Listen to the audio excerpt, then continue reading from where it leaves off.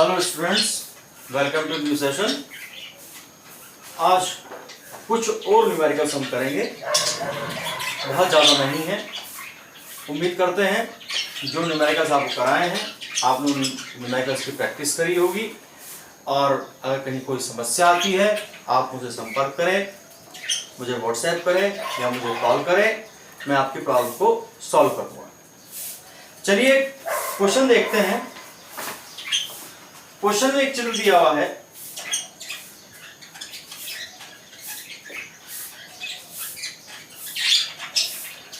दो समांतर प्लेटें हैं, इसमें आधे स्थान में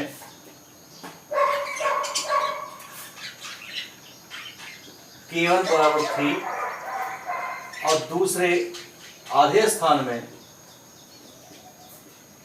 K2 बराबर 6 परावैद्युतांक का पदार्थ भरा है। दूसरा चित्र क्या कहता है,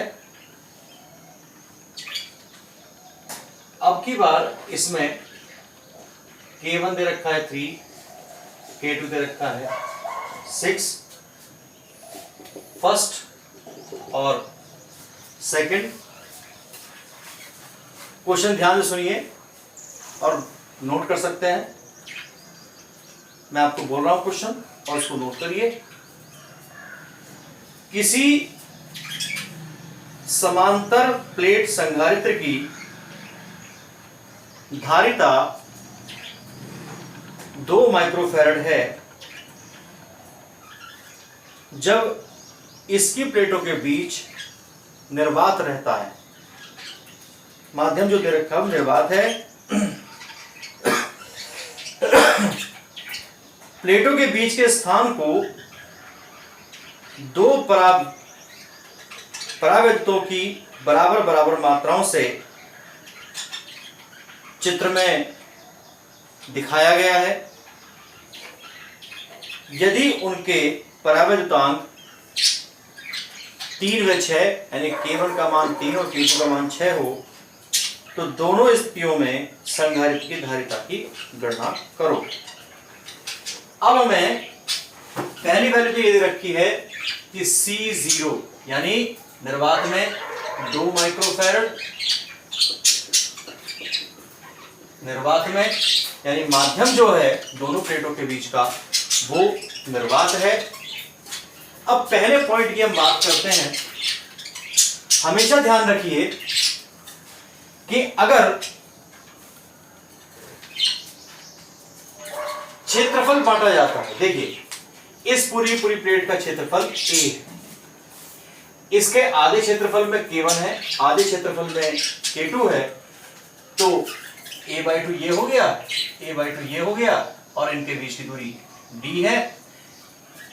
अगर प्लेटों के बीच का क्षेत्रफल बांटा जाता है तो क्रम हमेशा समांतर क्रम होगा। यदि प्लेटों के बीच की दूरी वही रहे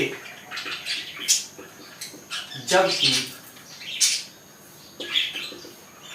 क्षेत्रफल बांट दिया जाए तो बने दो संधारित्र समांतर में होंगे। तो देखिए इसके अंदर पहला हो गया 3 का, तो C1 बराबर हो गया K1 A/2 epsilon 0 upon D, क्योंकि जो सूत्र होता है वो Ka एप्सिलॉन 0 अपॉन D होता है। इसकी जगह क्या लिख सकते हैं, K1/2 A epsilon 0 upon D, और चूंकि ध्यान रखिए C0 होता है एप्सिलॉन 0 A अपॉन D, इसलिए क्या लिखेंगे C1 बराबर K1/2 C0। K1 का मान कितना है, K1 का मान C1 हो गया, K1 का मान हो गया 3/2 और इसका मान C0 का मान है 2, 2 से 2 कैंसिल हो गया, तो C1 का मान आ गया 3 माइक्रो फैराड, यानी एक हिस्सा हमने निकाल लिया। इसी प्रकार C2 निकालेंगे, इसी प्रकार क्षेत्रफल इसका भी आधा है, तो क्या चेंज आएगा, C2 बराबर K2/2 C0, क्योंकि सब तरीका वैसे ही करना है। K2 का मान 6/2 इंटू 2 से 2 कट गया, तो C2 का मान आ गया 6 माइक्रोफैराड। अब क्या लिखा, क्षेत्रफल बांटा गया है, दूरी वही की वही है, तो इसलिए क्रम कौन सा होगा, समांतर होगा। C1 व C2 समांतर में, तो C फर्स्ट जो होगा C1 प्लस C2 के बराबर। C1 कितना है 3 और ये कितना है 6, 3 + 6 C फर्स्ट हो गया 9 माइक्रो फैराड का। इस तरीके से हमारा फर्स्ट पार्ट कंप्लीट होगा।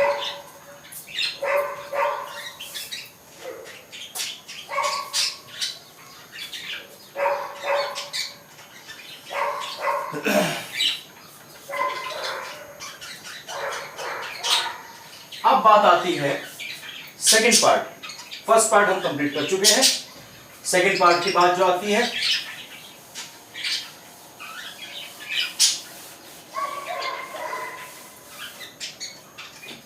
सेकंड पार्ट के अंदर आधी दूरी के अंदर 3 का और आधी दूरी के अंदर 2 का भर रखा है, जबकि प्लेटों का क्षेत्रफल दोनों का समान है। यदि प्लेटों का क्षेत्रफल वही रहे, जबकि उनके बीच की दूरी बांट दी जाए, तो क्रम श्रेणी क्रम होगा। इसको ऐसे की जगह ऐसे खड़ा कर लो, एक ये मिल जाएगा, एक ये मिल जाएगा, एक ये लाइनें मिलेंगे, तो क्रम कौन सा हो गया, श्रेणी क्रम। अब श्रेणी क्रम में देखिए C1 की बात करते हैं, K1 ε0 A/d/2, क्योंकि दूरी आधी है, क्षेत्रफल वही है, तो क्या लिखेंगे 2K1 ε0 A/d, और पीछे ये बताया था K1 C0 के बराबर 2 गुणा 3 गुणा C0 हो गया 2, 4 × 12 माइक्रो फैराड, C1 आ गया। इसी प्रकार करेंगे, इसी प्रकार दूसरे के लिए करेंगे, C2 के लिए जो 6 का है। क्या चेंज आएगा, देखिए यहां पर 2K2 C0 2 गुणा 6 गुणा 2 कितना हो गया 24 माइक्रोफैराड। C2 C1 व C2 श्रेणी क्रम में, तो 1/c सेकेंड, 1/c1, 1/c2, देखिए आराम से 1/c सेकेंड 1/12 प्लस 1/24, लघुत्तम आएगा 24, 2 + 1 3/24, एक बार 8 बार 1/c सेकेंड आपका आया 1/8, और इंप्लाइज करेंगे c सेकेंड बराबर 1 माइक्रोफैराड। इस तरीके से हमारा दूसरा पार्ट सॉल्व होता है। और अगर आपसे पूछता है अनुपात में क्या कर सकते हैं, पहला वैल्यू 9 आया है, दूसरा वैल्यू 8 आया है, तो 9/8 कर सकते हैं। इस तरीके से हमारा पहला क्वेश्चन पूरा होता है।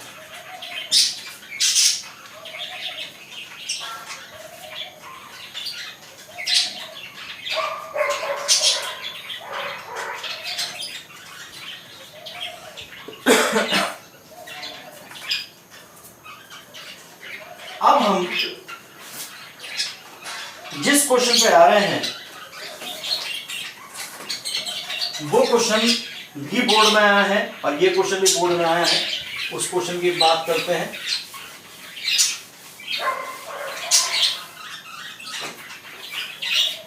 देखिए सब कुछ चित्र में दिया हुआ है।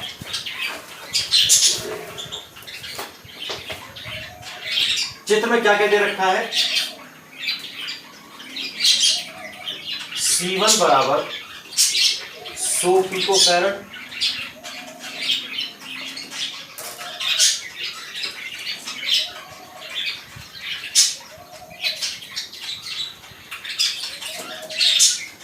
C2 दे रखा है 200 पिको फैरड, और C3 दे रखा है ये भी 200 पिको फैरड का है, और यहां से नीचे जो दे रखा है C4 200 पिको फैरड का दे रखा है। ये पॉजिटिव नेगेटिव बीच में 200 वोल्ट का विभव लगाया है। अब इसमें पूछ क्या क्या रहा है? ये C1 C2 C3 है, ये चित्र में दिए हुए हैं। फर्स्ट पार्ट में पूछता है संयोजन की धारिता। लैंग्वेज में इसमें कुछ खास ऐसा नहीं है, तो एक एक पार्ट लिखते चलेंगे, करते चलेंगे। तो यहां से ध्यान दीजिए, इस पॉइंट का नाम A, इस पॉइंट का नाम B। यहां से चलते हैं, B से चलते हैं, यहाँ एक लाइन है, यहां से आकर के दो लाइनें बढ़ गई है, एक C1 की तरफ जा रही है, एक C2 C3 की तरफ जा रही है। तो जहां से शाखाएं बढ़ जाएं, जहां से ब्रांचेस हो जाएं, वो क्रम हमेशा समांतर में होता है। तो ऊपर की ब्रांच में C1 तो अकेला है, लेकिन C2 C3 एक ही लाइन में है। तो पहले क्या करेंगे? C2 व C3 श्रेणी में, क्योंकि एक ही लाइन में है, तो 1/C डैश बराबर 1/C2 प्लस 1/C3, 1/200, 1/200, 2/200, 1 से 16 कट गया, तो 1/C डैश की वैल्यू होगी 1/100, C डैश आ गया 100 पिको फैरड। क्योंकि मान जो दे रखे हैं वो पिको फैरड में दे रखे हैं, इसलिए आंसर भी इसका पिको फैरड में ही आएगा। इसके बाद देखिए कि इन दोनों को हमने ज्वाइन कर लिया। ऊपर की शाखा में एक बचा, नीचे की शाखा में इन दोनों को मिलाकर के C डैश बना, C2 C3 को मिलाकर के C डैश बना। शाखाएं हैं तो समांतर में होंगी, तो क्या लिखेंगे? C1 व C डैश समांतर में। अब जब समांतर में आ गए, समांतर में आने के बाद हो गया C double dash, C1 plus C dash, कितने हो गया 100 plus 100 200 pico farad, C double dash हमारा आ गया। इन तीनों को मिलाने के बाद में A और B के बीच में केवल दो संयोजक बचते हैं, एक तो C4 का और एक ऊपर का बचता है C डबल डैश का। क्योंकि यहाँ पर इन दोनों को मिला करके एक बनाया है, तो ये एक ही लाइन होगी। तो हम क्या लिखेंगे? C डबल डैश व C4 श्रेणी में एक लाइन होगी, तो श्रेणी में होगा। क्योंकि इन चारों को मिलाने के बाद एक बन रहा है, इसलिए फाइनल होगा 1/C बराबर 1/C डबल डैश 1/C4, 1/200, 1/200, दूसरा भी 200 का है, तो कितना आ जाएगा? 2/200, 100, 1/C की वैल्यू आ गई 1/100, और C बराबर आ गया 100 पिको फैरड। इस तरीके से ये हमारा कंप्लीट हुआ पहला पार्ट।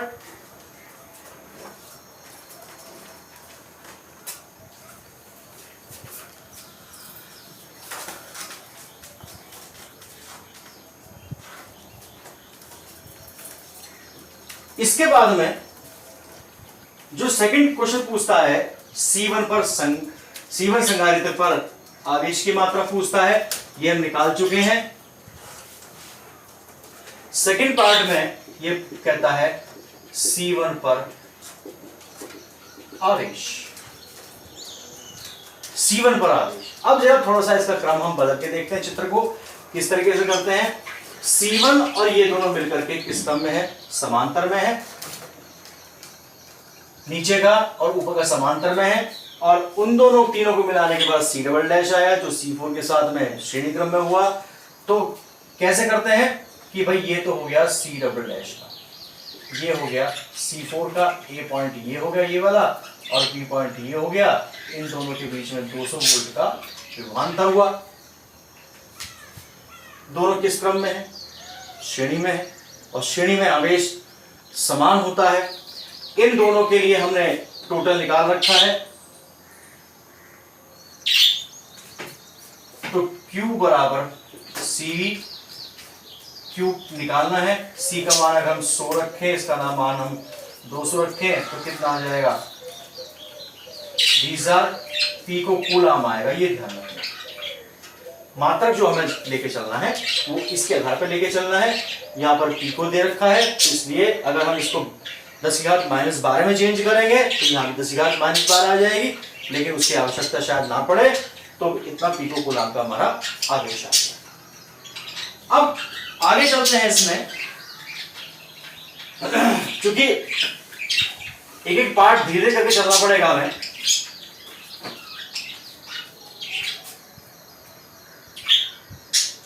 सी डबल डैश व C4 श्रेणी में है, अतः प्रत्येक का आवेश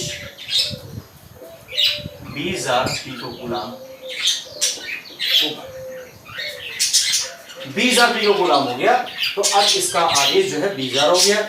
अब क्या करते हैं, दोनों समांतर में है।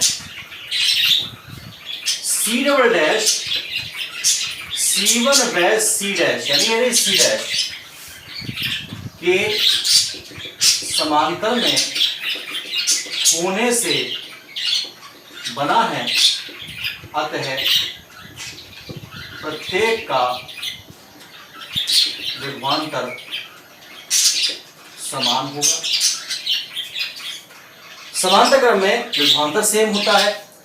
अब ये देखिए कि C डैश की जब हम बात करते हैं, C डैश होगा कुछ इस तरीके से, C1 हो गया, ये C डैश हो गया।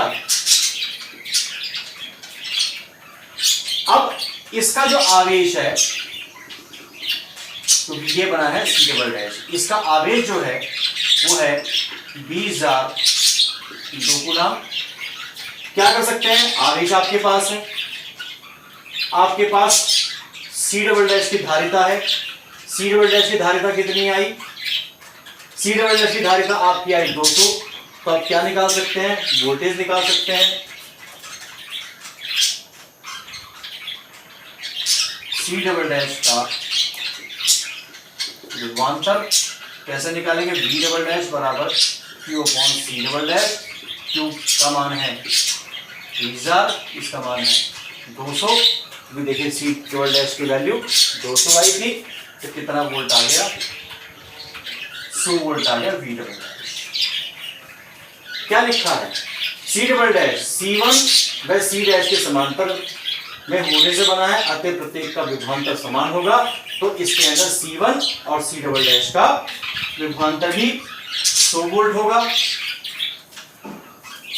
चूंकि बड़े क्वेश्चंस हैं और बोर्ड में आए हुए हैं, तो इसका तो फिलहाल इलाज कुछ नहीं हो सकता।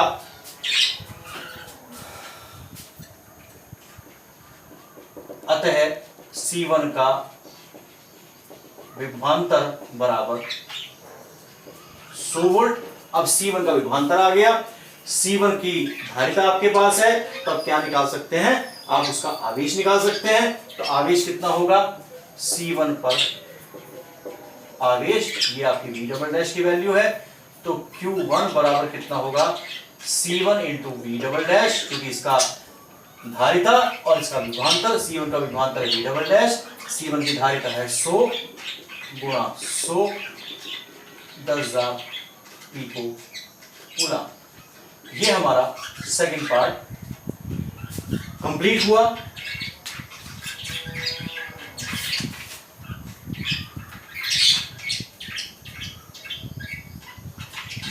और तीसरा पार्ट कहता है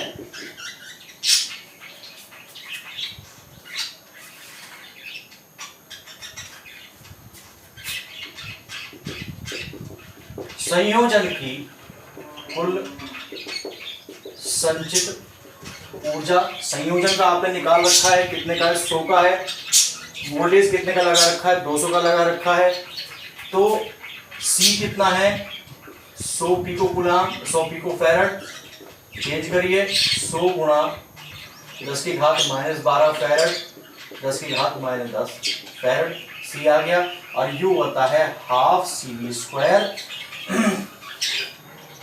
U बराबर हाफ, C की वैल्यू कितनी है, C की वैल्यू 10 की घात -10, V कितना है 200, 200 गुणा 200, आप कर लीजिए फिर 100, पावर एक अकेला 2 बचा, पावर चेक करिए, 1 2 3 4, 4 पॉजिटिव की हो गई, 10 नेगेटिव की हो गई, तो 10 की घात -6 बची, U ये आपका मात्रक जूल में आएगा। इस तरीके से हमारे तीनों पार्ट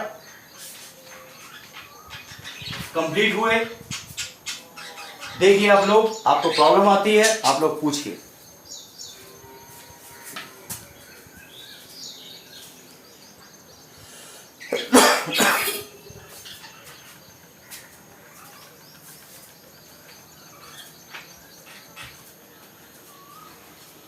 वन मोर और लास्ट क्वेश्चन, चूंकि चैप्टर बिल्कुल एंड हो चुका है, और प्रैक्टिस क्वेश्चन की तो ये है कि जितना आप चाहें उतना प्रैक्टिस आप क्वेश्चन को कर सकते हैं, इसमें कोई समस्या वाली बात नहीं है।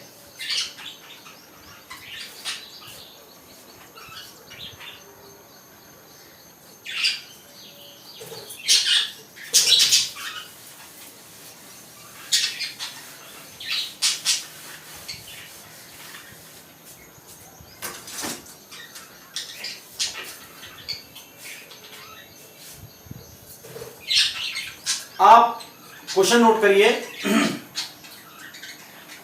एक समांतर प्लेट संधारित्र द्वारा संचित ऊर्जा घनत्व होता है स्मॉल u 4.43 10⁻⁻10 जूल प्रति मीटर क्यूब है। संधारित्र की प्लेटों के बीच वैद्युत क्षेत्र की तीव्रता ज्ञात करो, और साथ दे रखा है एप्सिलॉन 0 बराबर 8.85 10⁻⁻12 फैरड प्रति मीटर। और क्या ज्ञात करना है, E ज्ञात करना है। वैद्युत क्षेत्र बहुत सिंपल सा पार्ट है, तो स्मॉल u होता है हाफ एप्सिलॉन 0 E² के, E² निकालना है 2u अपॉन एप्सिलॉन 0। अगर कैपिटल U रखते हैं तो वो टोटल ऊर्जा होती है, स्मॉल u रखेंगे तो ऊर्जा घनत्व कहलाता है। इसको हम कहते हैं ऊर्जा घनत्व। रखिए 2 गुणा 4.43 10⁻⁻10 अपॉन 8.85 10⁻⁻12 गुणा करेंगे 8.86 10⁻2 बचेंगी, 10 की घात -12 है, ऊपर जाएंगे प्लस की हो जाएगी, 10 माइनस के 2 बचेंगी बटे 8.85 लगभग है वैल्यू। तो इसको हम क्या लिख सकते हैं, काट करके मान कर सकते हैं, 10 की घात 2 बचा, d² आया, इंप्लाइज करके E का मान आया 10 वोल्ट प्रति मीटर या न्यूटन प्रति कूलम भी इसका मात्रक होता है। इस तरीके से लगभग हमने कुछ प्रैक्टिस क्वेश्चंस किए हैं एनसीईआरटी के साथ में। तो क्वेश्चंस की प्रैक्टिस की कोई लिमिट नहीं है, आप जितना चाहे उतना प्रैक्टिस कर सकते हैं, लेकिन मेरी तरफ से कोशिश रही कि ज्यादा से ज्यादा आपको मैं न्यूमेरिकल्स कराऊं। मैंने आपको कराए हैं, ये बात आपको समझनी चाहिए। बिना थ्योरी याद करे हुए, बिना फॉर्मूले को याद करे हुए, बिना कॉन्सेप्ट को क्लियर करे हुए ये न्यूमेरिकल्स होना बड़ा मुश्किल काम होता है। इसलिए कोशिश करिए जितना थ्योरी अधिक से अधिक पढ़ सके, न्यूमेरिकल को याद कर सके। न्यूमेरिकल को याद करने का मतलब है सूत्रों को याद कर सके। तो बहुत आपको आसानी होगी। इस तरीके से ये प्रैक्टिस क्वेश्चंस कंप्लीट होते हैं। ये चैप्टर हमारा कंप्लीट होता है, साथ में यूनिट भी कंप्लीट होती है। अगर आपको बात अच्छी लगी हो, समझ में आई हो, कोई समस्या ना आ रही हो तो वीडियो को लाइक करें, शेयर करें और सब्सक्राइब करें। Thank you for watching.